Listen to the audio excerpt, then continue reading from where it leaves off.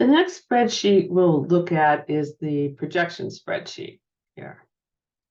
When you open this, make sure that you're at the far left and the far top so that you're looking at cell A1 and can see the whole page. You should be looking at the top of the page, which is the profit and loss spreadsheet. But if you scroll down, you'll see the following sections. See profit and loss. Keep scrolling down. Cash flow, break-even sales, personal living, and benefits analysis. So I'm going to bounce around the spreadsheet a little to show you where all of the SSA information is entered and tracked. So bear with me. Most of the SSA information used in the benefits analysis comes from the data that you entered in the SSA info tab that we looked at earlier. However, there is some additional information that must be entered into projections spreadsheet as well. All of this data entry occurs in the SSDI section of the benefits analysis. To find this, just scroll down to your worksheet until you see rows 117 through 124. This is the SSDI section of the benefits analysis section. So cells where data can be entered are highlighted in yellow. Row 119, total hours worked per month must be completed for all business owners, regardless of whether they receive SSDI benefits or not. The number of hours worked per month does factor into the SSDI benefit analysis, but more importantly, it factors into the VR stability and closure analysis.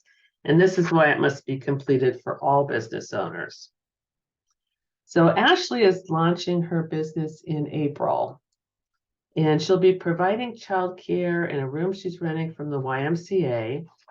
Initially, she plans to work for about 2.5 hours per day from 8:45 to 11:15 a.m., which she found from her market research is when most working moms are at the YMCA.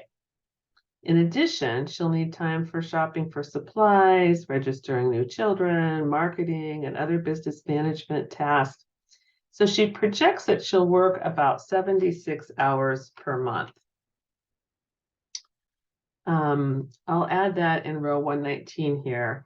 And she also knows that the summer is a slower time, so she plans to keep those hours through the summer. Once September hits, though, she'll add afternoon hours. So her total hours will increase to 120 a month. And I can add that here and continue it even into year 2.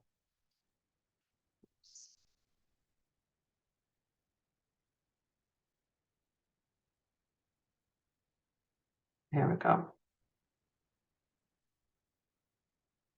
The remaining highlighted sections are unpaid help, unincurred business expenses, and impairment-related work expenses. And this tracks the SSDI work incentives.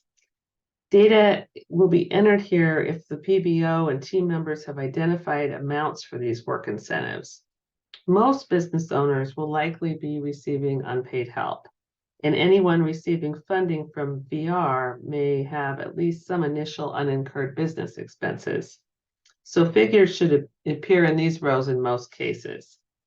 So let's say that Ashley has negotiated for the billing to run through the YMCA as part of her rent, but she'll still need a little help support with this. So Ashley's mom has agreed to help, and they anticipate this taking approximately 8 hours per month, valued at $20 an hour, or that would be like $160 a month in unpaid help. I enter that into row 120, and I can drag it across. Oops. Let's see. There we go. VR has also agreed to cover her rent at the YMCA for the first 6 months of operation. Her rent is $300 a month. So I'm going to drag that across for 6 months. She doesn't have any impairment-related work expenses, so I'll leave that blank. So that is what it would look like for Ashley.